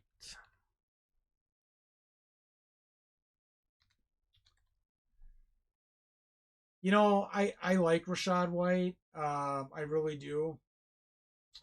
I think that the only knock on White is his yards per carry. He doesn't tend to have um, a big yards per carry. Last year, 3.64. Uh, he's really active in the passing game. He had 64 receptions. He did have 6 touchdowns rushing, 3 receiving. I do like him. I do like him. Don't take this as a negative. I do think that Bucky Irving coming in for Tampa Bay could have a little bit of impact on Rashad White. I don't think Rashad White's going to be able to live on 272 attempts every year. That's going to take a toll on his body, especially when he's only gaining 3.64 Yeah, yards a carry. So he didn't hit over. I mean, listen, he had 272 attempts last year, and he only had 990 yards in the rushing game. you got to be at like 12 or So 13 with that. I think the saving grace last year for Rashad White was the fact that he had 64 receptions and almost 600 yards receiving. So that was a huge thing for him. So again, that puts him comparable. I'm not saying he's a CMC type running back and that, but I'm saying from a rushing receiving balance, he's like a CMC Camara type running back in that sense. So you really need to make he really needs to be an active part of their passing game in order for him to have a huge impact from a fantasy perspective. So I still think that he's going to be in the top 10. I might have ranked, might have ranked Mixon above him, but I think that they're really close. Like I said, I think I probably should have had Mixon in the top 10. But at any rate, uh, uh, I do think he's going to have another really good year. He hasn't shown any history of getting hurt, which is good. I do think Bucky Irving has the potential to maybe take some of those attempts off of his carry off of his plate and stuff. I would like to see his yards per carry go up though. He needs to get over 4 yards a Yeah, carry if he's going to continue to be a successful running back in fantasy football because otherwise he's going to take a beating and his body's going to catch up to him. So yeah. I think going into this year, he's probably going to be sitting at around 200 attempts, and I think he's got it in him this year to be around 4.5 yards per carry. So I see him being over or just about the same amount here to 1,000. And then like obviously his receiving is not going to go away. I mean, it's almost 550 yards there and 64 receptions from a running back is nuts. That's more than some receivers out there right now. So that's always a nice little upside, especially in PPR. If he's getting 64 receptions on 70 targets, so only 6 of them are missed, like the dude's gonna set you up for success. And you look at even the year prior, he only had 8 targets that missed him. So in 2 years, he's caught the ball 114 times and been targeted 128 there. So like he's only missed like 14 balls in yeah, 2 years. he's a So really good receiving back, and and that's how I think how they compensate for his yards per carry yep, on rushing is through the passing game. So I still think he's a top 10. He's definitely an RB1 for sure. yeah, I agree. Pretty simple one. Moving on. We got number 8 here, which is going to be Jameer Gibbs. Yeah, we kind of touched on Gibbs before. I like Gibbs. I think he's going to have a much more active role this year in the offense. I think you know, I think like I said earlier with Montgomery, I think it's going to kind of flip flop. You're going to slowly see Gibbs get a little bit more attempts than Montgomery. He's definitely going to be more active in the passing game. I definitely think that you know he's probably going to be right around that 10 to 12 TDs again. So I think he's definitely a top 10 running back. And again, like we said with Montgomery, I think that this year he's going to be even better. I think he breaks the 1,000 yard rushing this year too as well. So I think he's going to have a really good year, and I expect great things from him. Yeah, and we touched on him earlier, so we don't really have to cover a whole lot. And like you said, Gibbs is going to have probably over 1,000 yards. I can agree with that. He did get the ball quite a bit more towards the end of the season compared to his first half of the season. So Which is a good sign yeah, because if he's getting more of the ball more at the end of the season, that means the Lions are probably going to continue that trend at the beginning of this true. year. And if they do that, you never know. Certain things could happen. I can maybe see Montgomery getting traded at some point if Gibbs is playing really well. No, it wouldn't surprise me if they wanted to And if dump his that happened, contract. his value even goes up higher. Yeah. So, So like, you never we'll know. Travis Etienne. Yeah, ETN. I know Wiggs had him a little bit higher than me. Um, I definitely think he's going to be a top 10 running back. I think that I know that there's talk that Bigsby might get a little bit more involved in the offense this year for Jacksonville. I still think ETN's going to be their guy. He's active in the passing game. He had 58 reception. What was it? 58 receptions Yep. last year. He had 11 rushing touchdowns. I think he's going to have a similar type year. I think he's going to be, you know, right around there. I just had him ranked a little bit lower because I think that there's some other guys that are going to probably have a little bit bigger season than he does this year. Um, that's not a knock on ETN. I just think that's just the reality. Um, so yeah, I mean, and his 2022 he had 17. He missed his first year. 2022 he had 17 games. He had 1,100 yards, 1,125 yards rushing. Last year he was just over 1,000 yards rushing. The one thing again, I said this about um, White is I'd like to see his yards per carry go up. He had 267 attempts, and he only had 3.78 yards a carry. Yeah. So that's the big knock on ETN. Again, he makes it up in the passing game because he had over 50 receptions. Yep. So, but he's definitely an RB1 for sure, top 10 for sure. Yeah, I agree with everything you said too, and he definitely needs to get his yards per carry back up again this year, even if it's just up above 4. I think anything under 4 for a running back in fantasy football, at least, is really just not RB1 potential most of the time, unless they're picking it up in the touchdowns, which he did. I would like to see a little more receiving touchdowns, which I think this year he's set up to get just as many receptions, if not more, and more receiving touchdowns with them losing Calvin Ridley. So yeah, I do think he might be a little bit more active in the passing game. I'm not sold on who they brought in for their receivers. I've never been a huge Christian Kirk fan. I do like their tight end in Ingram. I do think Brian Thomas has potential as a rookie, but rookies tend to struggle. Yep. So, Gabe Davis won't be bad for him. So Gabe will be okay, but I'm just not sold on the receiver. Yeah. So I could see an uptick in his involvement. Well, and you look at the backup running backs too. It's not like they utilized Bigsby or Ernest Johnson last year as much as I thought they should. Me personally, I'd be looking at Ernest Johnson over Bigsby, but that's just me. I think Johnson's got a lot to bring to the table and could help, but again, I'm not the coach. I don't make decisions there, so yeah. Isaiah Pacheco. Yeah, we were pretty close on this one. I like Pacheco. I think he had a great year last year. He just missed 1,000 yards. He was rushing for 4.56 yards a carry. He had 7 rushing touchdowns, 2 receiving touchdowns, 44 receptions.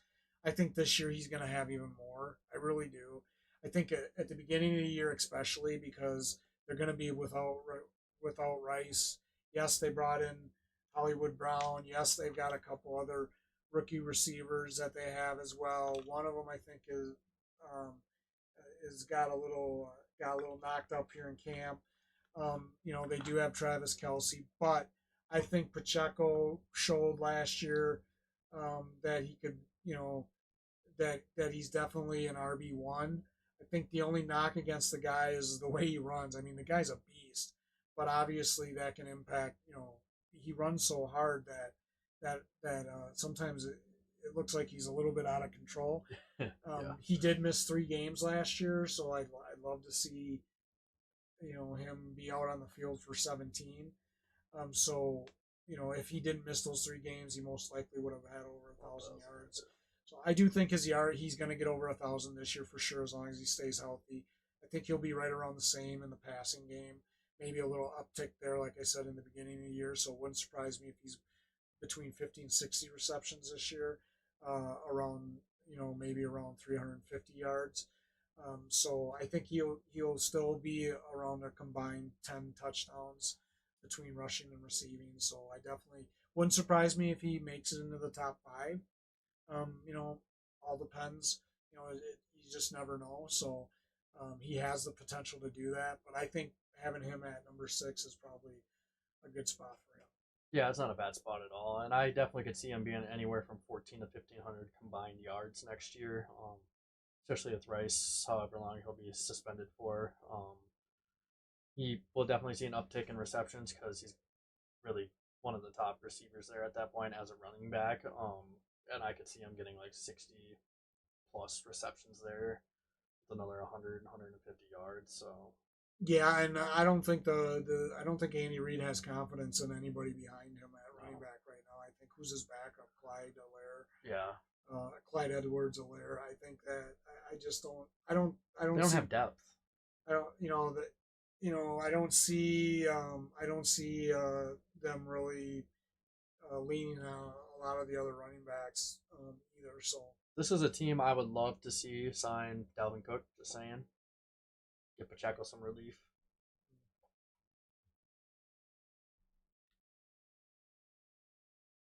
Jonathan Taylor. We're close on the rest of these, by the way, guys. Like within one or the same.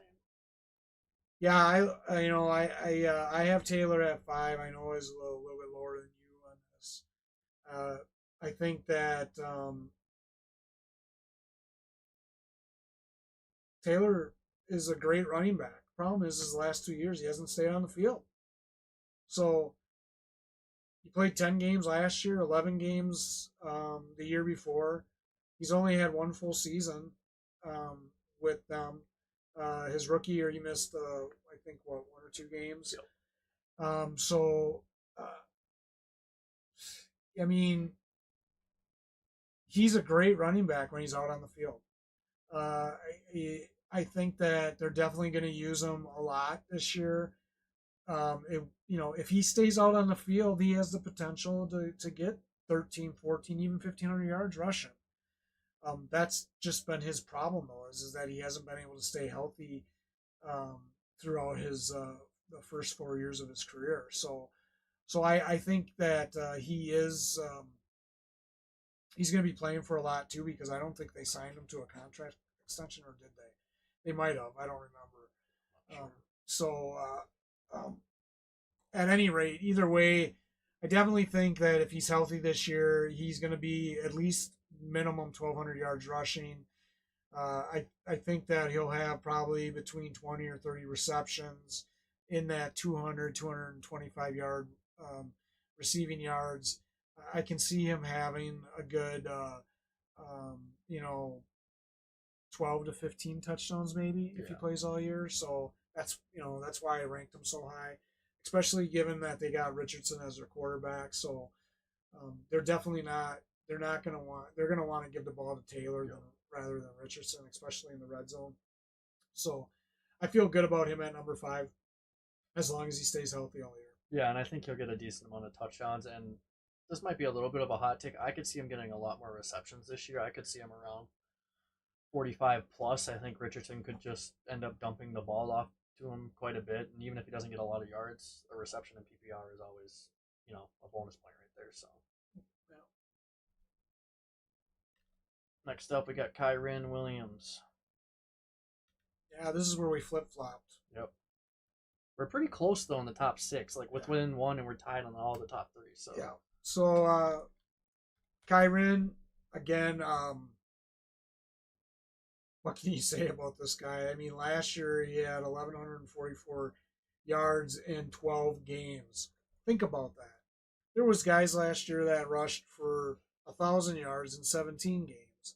Or He 700 in Madison. and and he had 1,144 yards and 12 touchdowns. He was active in the passing game. He had 32 receptions, 300 yards, 3 touchdowns there. If he plays a full season this year, this guy I think you know is gonna have he's gonna have at least 13, 1,400 yards, if not more. He could push 1,500 yards. I could very well see him having 500, 600 yards rushing. It wouldn't surprise me if he has a combined 2,000 yards this year with his potential. Uh, I could definitely see him popping off for another 15 touchdowns combined, if not more, like he did last year. So he's got a lot of upside.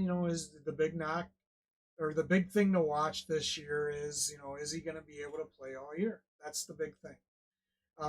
They did draft Corum, in the draft this year.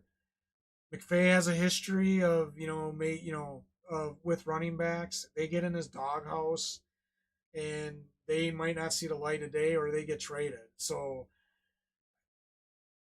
I would hope that they wouldn't do that with Kyron, but with McVay, who knows? Especially if he doesn't stay healthy. If I mean, he's if at any point he gets on McVay's bad side, they could trade him yeah. for all we know. But either way, I think the guys, you just don't pop off for almost 1,200 yards in 11 or in 12 games and not. Yeah. I mean, that shows something, especially given the fact that he's in a division that, the defenses in that division are not that bad. You No. got the 49ers, the Seahawks, the Cardinals. I mean, you're playing those guys 2 times a year. I 6 year mean, games right there. so yeah, so I think this guy is gonna. He stays healthy. He's gonna definitely be a top 5 running back. Could be in the top 3, depending on how the top 3 that we have ranked do. Yeah, Kyron definitely will have 13 to 1,400 yards rushing if he's healthy the entire year. I don't know if I see him going more than 300 yards receiving though, just with the weapons they have in that wide receiver offense in Cooper Kupp and Puka Nakua. Even their tight ends who aren't going to be bad this year as well. So Tutu Atwell showed life last year towards the start of the year before Kupp came back, but um, yeah, I don't know if I see him having more than 300. He could definitely. And who He's knows? Maybe definitely he an could RB1 for sure. the top half RB1 as well. Number 3, our first of 3 tied ones, Brees Hall. Yeah, I like Brees Hall. Yeah, I do too. He's yeah, of course you do. He's on your fantasy team. Uh, I think that last year he would have had an even bigger season, but I think uh, I'm a little surprised he had 223 carries. But I think the Jets are going to use him more this year slowly. One because I don't think they really have they have younger depth on their roster. I think now that he went 17 games and he came back strong, I think that they're going to use him. I think Rodgers, if he's healthy all year, he's going to make Brees Hall's game even better because, as I said about Rodgers when we talked about him, he makes his running backs better. He knows how to check into certain calls, certain running plays that opens up the game for his running back. So I think Brees Hall this year is definitely going to be over 1,000 yards rushing for sure. I definitely see him being someone that Rodgers will dump the ball down to. I don't know that he'll have 76 receptions. A lot of that might have had to do with the fact that Rodgers wasn't in last year. So Get I the think ball anywhere else. I think his receiving production could go down a little bit, and I only say that because he was playing with a lot of backups last year, so obviously they were going to be looking for the running back. Rodgers he's always been a gunslinger, so I think I don't think he's going to have 76 receptions. I think he could have around 50 receptions, 40 to 50 receptions. I think is what Jones was averaging. is what Hall have. So So he might take a little hit in the reception department. I do think that he'll still be around the 10 TD range, combined between rushing and receiving. So definitely a top three guy. I think he's gonna have more than 10 touchdowns. I think from a rushing standpoint, like you said with Rodgers, he'll check into plays where he knows like his players are gonna score for him or have good gains. I think that'll benefit him in the rushing department, especially when they get in the red zone. And then on top of that, I think his receptions will decrease. Obviously, like you said, he was playing with a lot of backups, and it was. I mean, when you're playing with Zach Wilson and what Trey Sermon or No Simeon, Sermon, no Simeon. Simeon, Trevor Simeon or whatever his name is, I don't even remember. But They had another guy too, yeah, another so white that played for him. So yeah, a lot of check downs there. But I could totally see his touchdown production in the receiving game as well going up because you know how many times Rodgers goes for 35 plus years. So like he could have an easy 6 or 7 receiving touchdowns on top of that. yeah, we'll see. But yeah, I agree. He's definitely going to be in the top three. I think if he stays healthy. Moving on to our number 2, Bijan. Yeah, I think the best thing that happened for Bijan was Arthur Smith got fired, got sent to Pittsburgh, and he's gone. Sorry, I had to get that out of my system. This guy, I mean, he had 214 attempts last year, but you would have known it based on the way he was being used. He averaged 4.56 yards. He had 58 catches. Uh, I, the guy has got this guy is a beast. He should have been used a way more than Smith was using him. There was multiple games last year where he had 10 carries or less. I think this year is a blessing for him. New coaching staff, New quarterback. new quarterback, experienced quarterback in Kirk Cousins. I think Who's gonna make him better like Rodgers when they call better. yeah, I definitely think that it's going to help him. I think he's going to go over 1,000 yards this year for sure. 1,300 yards. Um, I think he could have for sure because I think that they're going to want the ball in his hands because good things happen when he's in his hands. I think his touchdown production is going to go up this year. He had 4 rushing, 4 receiving last year. I think he's going to have at least 10 touchdowns combined, maybe 12. Um, I definitely think that he'll be an active part of their passing game because Kirk likes to find the open guy, and if Kirk has to dump it down to his running back and he's open, he's going to get it in his hands. So he could have a little bit of an uptick maybe in the passing game, depending on the protection and stuff. So I think it'll be right around what he did last year. Could be a little bit better.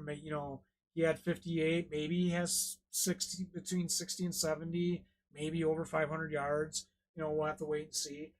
But if he stays healthy, just like everybody else, I think Bijan, he has the potential of. I think he could be the number 1 running back if he stays healthy because CMC, which we'll talk about here in a second, which I'm sure you guys already guessed and stuff. If CMC doesn't stay healthy, Bijan's definitely gonna topple. Yeah, I could see maybe his. Like, I don't know if we'll see as many targets going his way. I think maybe around 50 receptions with a few less targets, but I definitely think from a rushing standpoint, I could see him being 14, 1,500 yards this year running the ball. I think this Atlanta Falcons offense is going to be insanely good this year. I'm not saying they're going to win a ton of games because I think they fumbled the bag on getting some really good defenders with their first round pick.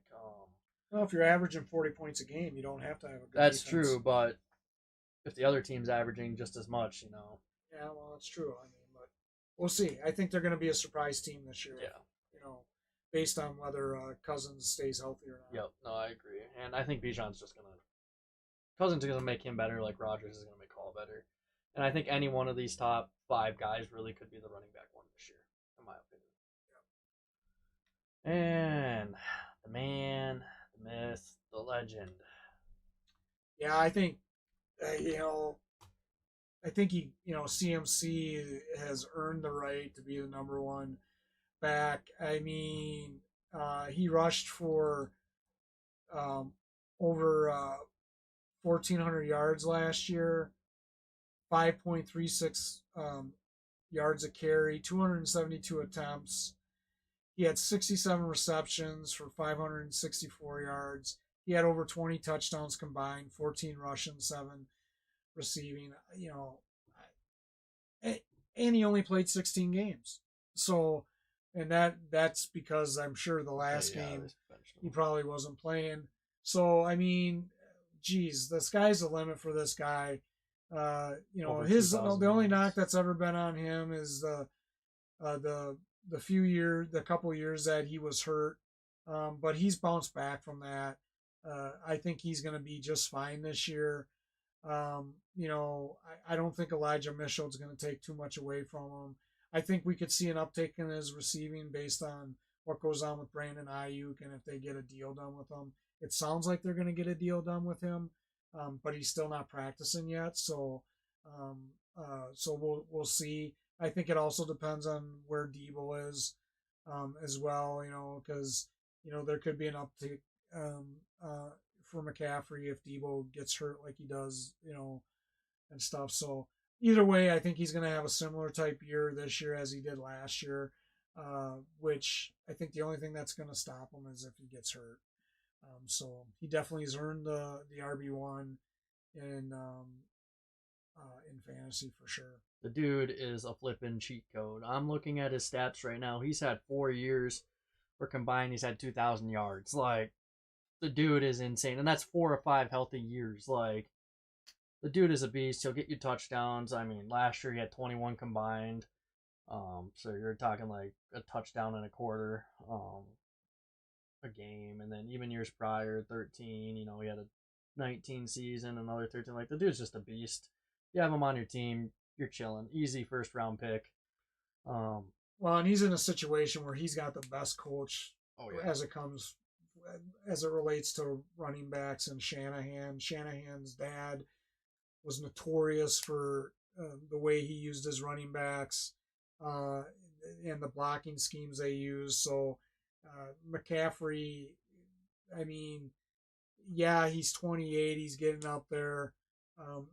He's getting around that 30-year mark, but he's gonna have another great year. So the dude's a beast. I think that's enough said about him. We don't even need to touch on him too much. No. Well, that wraps up running back. So I think the next ones that we're going to be jumping into is wide receivers, right, Wiggs? So, yep. So we'll be breaking down our wide receivers next. So hopefully everybody finds this helpful. Again, this is just our opinion. Take it for what it's worth. We'd love for you to give us to subscribe to us out on YouTube at fantasyfoolsppr. We're also out on TikTok and X and Snapchat and Instagram. Give us a like, give us a follow. Check out all the stuff that Wiggs puts out on our YouTube page. We have shorts out there and other stuff. We're going to have a lot more content going on. We may be doubling up on some of the content, so you may be seeing some other things too. So we hope you guys find it beneficial and in regards to getting you ready for your fantasy league. Again, we're focused on PPR, 12-man league, but a lot of this can be applied to any PPR league. So hopefully you find this helpful, and we appreciate everybody checking us out. Wiggs, did you want to add anything? If you guys want to see certain videos when the new season comes around, just comment them. We have a lot planned, but more ideas is always great to have. We don't mind seeing that. And if you guys want to cook us at any point, go for it, because we don't care. Yeah, we don't. There's a reason why we call ourselves Fantasy Fools. You're not going to like everything we say, and that's fine. You know what? We don't expect you to like everything we say. We just want to do this to help you guys out. Because a lot of times, you cipher through, and these so-called experts, they spend a lot of times on certain guys that everybody knows about, but they don't spend a lot of time on those guys that everybody has questions about. And that's the kind of stuff that we want to spend time on to help you make some of those harder decisions during the season in regards to, not so much who you're going to start as your RB1, but who should I start as my flex and stuff like that. So we're going to focus on that. Are we going to get everything right? Absolutely not. That's why we're the Fantasy Fools.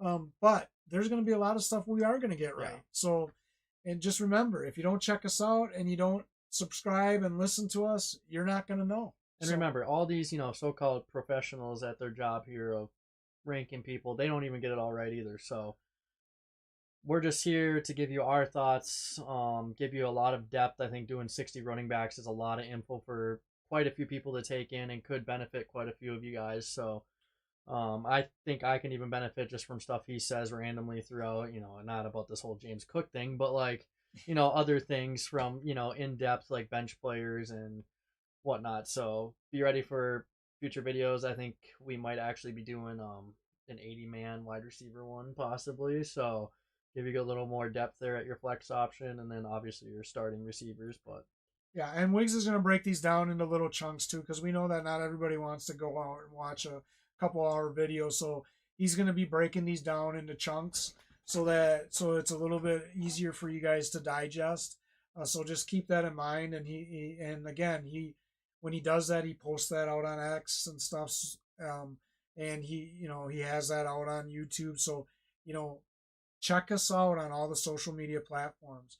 We really appreciate your guys' feedback and your views and your subscriptions and your likes and everything. So, and there's 3 different size videos. You have our long streams. We're trying to do everything on stream for those who do like watching the extended videos. I like watching hour-long videos on stuff like this because I'm just a nerd for that. But I also break it down, talking about numbers 30 through 26 right there. That's about a 20-minute video. And then I have my shorts that break it down even more to a 1-minute video. So it hits every spectrum there from a video length aspect. All right. Well, thanks everybody. We appreciate you tuning in and look for more